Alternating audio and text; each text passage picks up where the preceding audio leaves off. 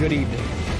I'm Trace Gallagher, 8 p.m. on the West Coast, 11 o'clock here in New York City, and this is a special edition of America's Late News, Fox News at Night, as we continue our breaking news coverage of the mass shooting in New York City. It happened in Midtown on 51st and Park Avenue, where a 27-year-old man named Shane Tamura from Las Vegas walked into the 44-story high-rise on Park Avenue with a long rifle. We have seen the picture many times. The picture has been out there, and they have confirmed the name. It is an M4 rifle. We are told that he left his black BMW that he drove from Las Vegas through Colorado, through Nebraska, and then through New Jersey into New York City around 4:30 or so this afternoon. He double parked that black BMW, and he got out and he walked, as you see there, with the M4 rifle up to the steps of the building at 345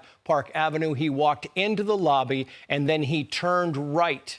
And there was a woman behind the pillar, and as Paul Morrow said, he sprayed the lobby. And in doing so, he shot and killed a police officer, 36-year-old Didarul Islam. He then went to the elevator bank, and a woman walked out of the elevator, and she was not harmed at all. He let her walk out. He got into the elevator and proceeded to make his way up.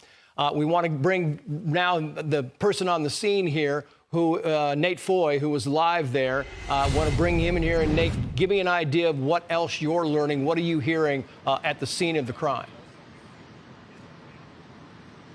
Well, Trace, it is still an active scene. The NYPD is leading it. You heard the FBI supporting as well as the ATF. But we knew going into that news conference that an NYPD officer had been killed. What we didn't know is who they were.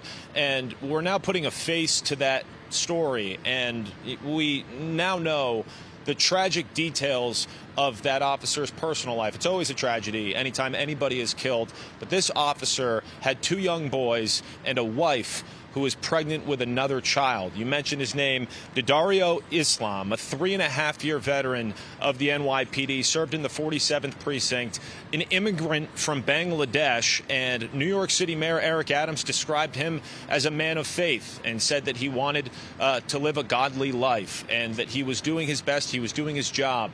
When at 6:28, this man, 27-year-old Shane Tamura, according to the NYPD, arrived in New York City. You mentioned after making a cross-country drive from Nevada, he got to New York City, double parked, got out of a BMW, walked in and shot that officer and killed him. And then also, as you mentioned, got into an elevator, shot someone else in the lobby, and then went up to the 43rd floor, which is a bit different than some of the preliminary reports. We initially thought that it was the 33rd floor, but you heard NYPD Commissioner Jessica Tisch say it's the 43rd floor, which is where Rudin Management is located, which is a real estate firm.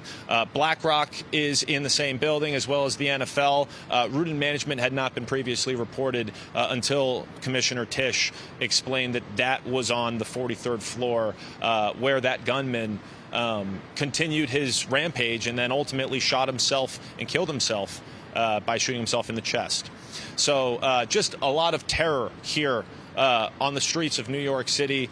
People so concerned, not only here still this late at night, but of course the people who were closer to the scene when it happened. I personally have been speaking with two people who are somewhat related to the scene. One person, her sister worked here and was getting a salad, came back from Sweetgreen, and then saw people sprinting out of the building and then immediately ran to a subway station. And then I'm told by another personal contact that his daughter's friend works here, and she hid in a kitchen when she heard those shots, either on the first floor or on the 43rd floor. And we've seen pictures coming in on social media that we've shown you throughout the night of people barricading themselves within that building as they heard those shots and did everything that they could to try to save themselves. So that is where things stand. And of course, also I have to mention the other people who were killed. Three people, 2 men and 1 woman who were inside that building, and then a man as well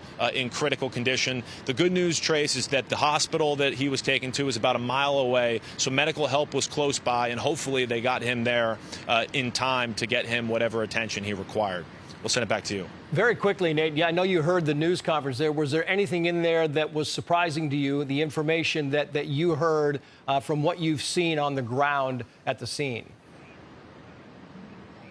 I was surprised that the NYPD gave us a little bit of color about not necessarily a motive at this time, but they did say that through working with their partners in Las Vegas, that they know that this man has documented mental health issues.